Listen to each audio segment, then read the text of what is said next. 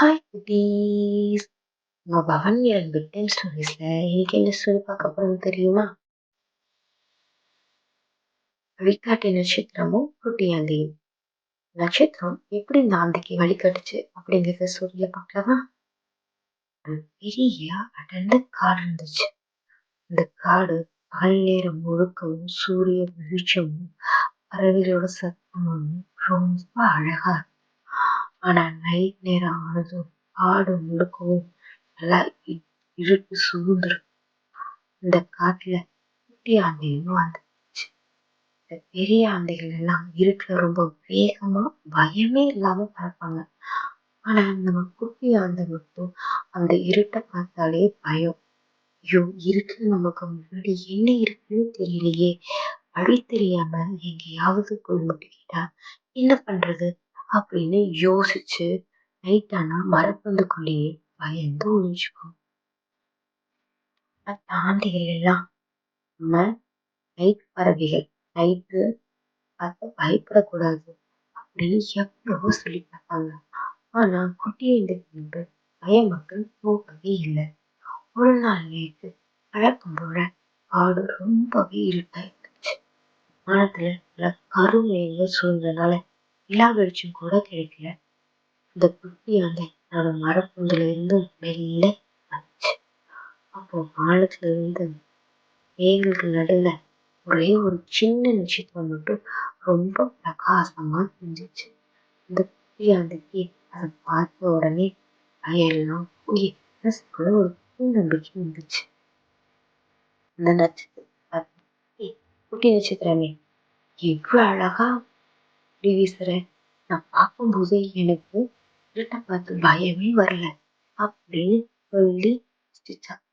இதை கேட்ட அந்த நட்சத்திரம் லேசா சிரிச்சுட்டே, "அழகு குட்டி ஆந்தையே, இருட்டுங்கிறது பயப்பட வேண்டிய விஷயம் இல்லை. வெளிச்சம் இல்லாத இடத்தை தான் நாம இருட்டுன்னே சொல்வோம். உனக்குள்ள நம்பிக்கையும் அன்பும் வச்சுக்கிட்டா இந்த வெளிச்சம் உனக்குள்ள இருந்தே வரும்" அப்படின்னு அன்பா சொல்லிச்சான். இப்படி 2 பேரும் பேசிக்கிட்டு இருக்கும்போது திடீர்னு காட்டுல இருந்து ஒரு அழுத சத்தம் கேட்டுச்சு. குட்டி அந்த பார்த்துச்சு. கீழே ஒரு குட்டி மான் அதோட அம்மாவை பிரிஞ்சு வழி தெரியாம பயந்து வந்து நின்று அழுதுட்டு இருந்துச்சு. அம்மா அம்மா அம்மான்னு தேம்பி தேம்பி அழுதுச்சு. ஐயோ, அந்த குட்டி மான் வழி தெரியாம பயப்படுதே, அதுக்கு உதவணும் அப்படின்னு அந்த குட்டியாத யோசிச்சுச்சு. ஆனா கீழே ரொம்ப இருட்டா இருந்ததுனால குட்டி அன்னைக்கு உள்ளுக்குள்ள மறுபடியும் ஒரு பயம் வந்துச்சு. அப்ப அந்த நட்சத்திரம் சொல்லுச்சு, "பயப்படாத ஆந்தியே, நான் வானத்துல இருந்து உனக்கு வழி காட்டுறேன். உன்னோட ரெக்கைகளை விரிச்சு பறந்து போய் அந்த மான் குட்டிக்கு உதவி செய்யணும்" உற்சாகப்படுச்சு.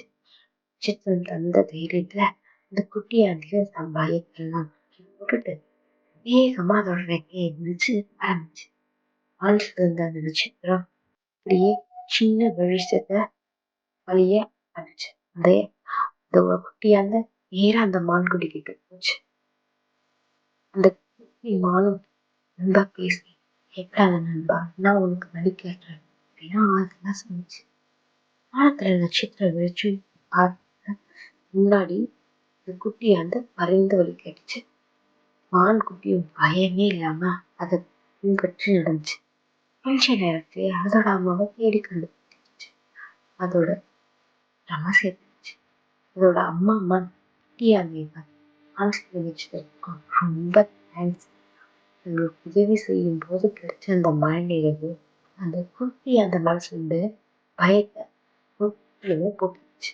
அன்னைக்குதான் அந்த புரிஞ்சிச்சு, நமக்கு பயம் வரும்போது அதை விட ஒரு பெரிய நல்ல காரியத்தை செய்ய புரிஞ்சா பயம் மூடி போயிடுன்னு சொல்லிச்சு. மெதுவா இரவு இன்னும் இன்னும் ஆழமா இருந்துச்சு. ஆடும்போது ஒரு அழகான அமைதியான மௌனம் பரவுச்சு.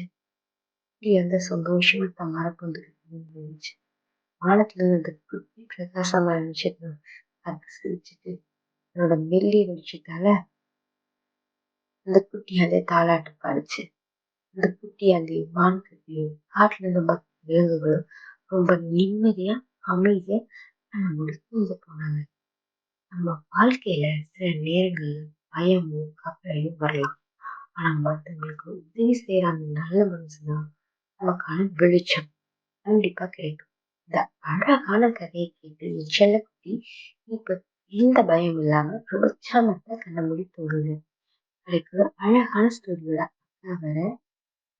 குட் நைட் குட்டீஸ்.